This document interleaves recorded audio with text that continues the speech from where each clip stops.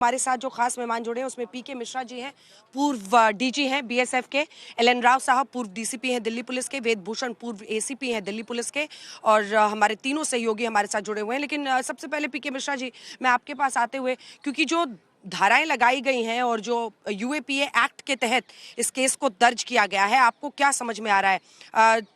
कोतवाली थाने में UAPA explosives act and BNS भारतीय न्याय संहिता के तहत 16/18 यूएपीए 3/4 एक्सप्लोसिव एक्ट, जो सेक्शंस लगाई गई हैं 103(1)/109(1) और 61(2) भारतीय न्याय संहिता की, ये क्या इशारा कर रहे हैं, क्या समझ में आ रहा है?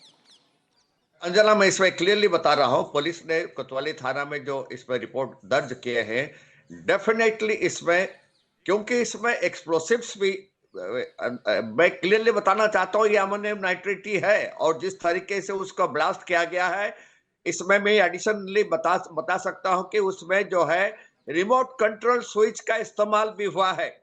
ये एंगल पुलिस को पता है, ताकि, और उसमें जो है मिलिटेंट्स इसमें शामिल है। मिलिटेंट्स जो है वो जो है हमारा अंदर का मिलिटेंट हो सकते हैं, स्लीपर सेल्स हो सकते हैं, या बाहर के भी हो सकते हैं, लेकिन इसमें जो पता लगता है वो तारीख हो या उसमें उम्र हो, और ये जितने हैं ये सब पाकिस्तान का जैश मोहम्मद और अंसार गजवत उल हिंद, ये दो जो मिलिटेंट ग्रुप है उसके साथ इनका डेफिनेटली कम्युनिकेशन था, और ये पाकिस्तान का आईएसआई हैंडलर के साथ इनका कम्युनिकेशन था। तो इनका जो स्लीपर सेल्स है, आप देखिए उमर जो है, ये काफी स्लीपर सेल्स दिल्ली में आ गए थे, क्योंकि आप डॉक्टर आदिल और डॉक्टर मुजमिल, ये जो अप्रीहेंशन हुआ था फरीदाबाद में, और उसमें एक्सप्लोसिव्स जो पकड़ा गया था और आर्म्स एम्युनिशन पकड़ा गया था, उससे पता लगता है कि ये कार जो आया था, उमर का कार, और जो कि देखिए ये कार काफी लोगों के पास गया था। पहला जो था Umar was the last person who brought that car. तो इसमें ये जितने धारा लगाया गया है, मिश्रा साहब, जो पहला, हाँ हाँ हाँ, जो सबसे शक पैदा होता है वो कई बातों को लेकर होता है, और गृह मंत्री ने खुद इसको नकारा नहीं, उन्होंने कहा हर एंगल से जांच होगी। सबसे बड़ा शक इसी बात से हो रहा है कि वो गाड़ी कई लोगों के पास थी। सबसे पहले उसका ओरिजिनल ओनर सलमान है गुरुग्राम का, उसके बाद से वो गाड़ी 3 लोगों को आगे साफ ट्रेसेस दिख रहे हैं, चाहे तारिक हो, मोहम्मद उमर हो, और इन सबसे पैदा हो रहा है। आप शक ये जाहिर कर रहे हैं कि अमोनियम नाइट्रेट का इस्तेमाल हुआ, क्योंकि उससे जो इंटेंसिटी ब्लास्ट का होता है वो इसी तरह का होता है जैसा दिख रहा है। लेकिन इसी के साथ साथ अगर आप रिमोट कंट्रोल से अचानक किया गया, क्योंकि ये चर्चा भी हो रही है ना कि अगर 2 से 3 लोग उसमें सवार थे, क्या ये फिदायीन हमला था, क्या जानबूझकर वहां पर डेटोनेट कर दिया गया, उनको पता था, नहीं पता, बहुत सारे ऐसे तारे हैं जो समझ में नहीं आ रहे हैं। जो हमारे अगले मेहमान हैं उनके पास एक बार चलते हैं, उसके बाद से राव साहब, आपको क्या दिख रहा है इसमें?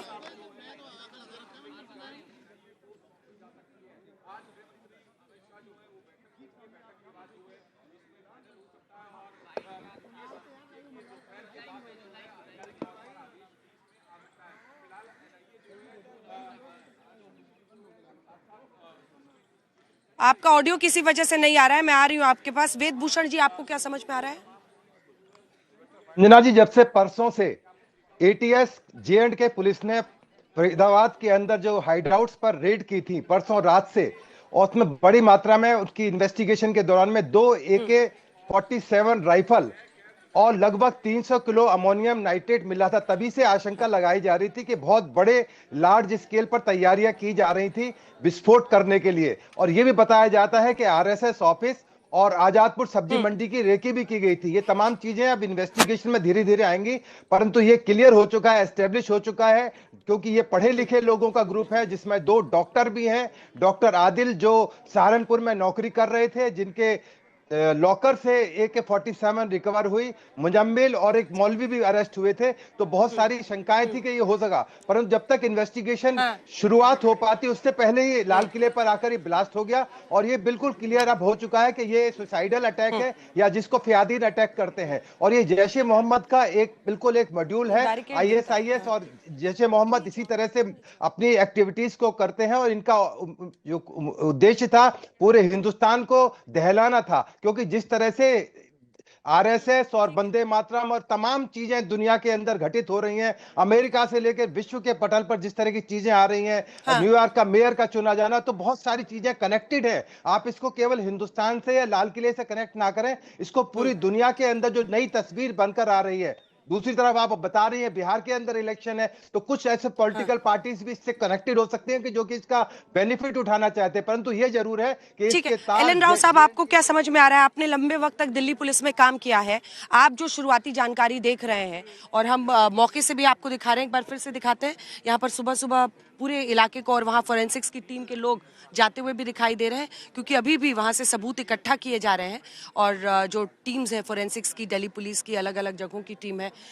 एक बार फिर से जो लोग जानते हैं, देखिए सबसे पहले तो आपको दिखाते हैं, इस तरफ दाईं तरफ दिखाइए, रोड के इस पार वो यहाँ पे जो मेन जो चौकी है वो पुलिस चौकी है, जो आपको बिल्कुल ये जो अभी यहाँ पर एक गेट लगा हुआ है उसके पीछे जो जगह है वहीं पर चौकी है। चौकी से आप समझिए कितना 50 मीटर की दूरी पर ये पेड़, और यहीं पर ये धमाका हुआ है। धमाके के इस तरफ अगर आप दिखाइएगा तो ये देखिए जैन मंदिर जो श्री दिगंबर जैन लाल मंदिर जी है, ये मंदिर आपको यहाँ पर दिख रहा है। ये देखिए फोरेंसिक्स की पूरी टीम निकलकर यहाँ से जाती हुई आपको दिखाई दे रही है, जो हर जगह पर इस वक्त सबूत इकट्ठा कर रहे हैं। और इन्हीं की तरफ से ये कोशिश है, क्योंकि कई जगहों पर आप देखेंगे जो ब्लास्ट होता है, ब्लास्ट के बाद कई जगहों पर जो भी एक्सप्लोसिव है वो जाके, चाहे कार का हिस्सा हो, अलग अलग हिस्से हो, उनमें वो जाके चिपकता है। तो ऐसे समान ट्रेसेस इकट्ठा किए जा रहे हैं। और अब शायद जानकारी आई है कि श्री जैन मंदिर में भी कुछ जगहों तक ही आया है, तो वहां से भी पूरे जो सबूत है वो फिलहाल इकट्ठा किए जा रहे हैं।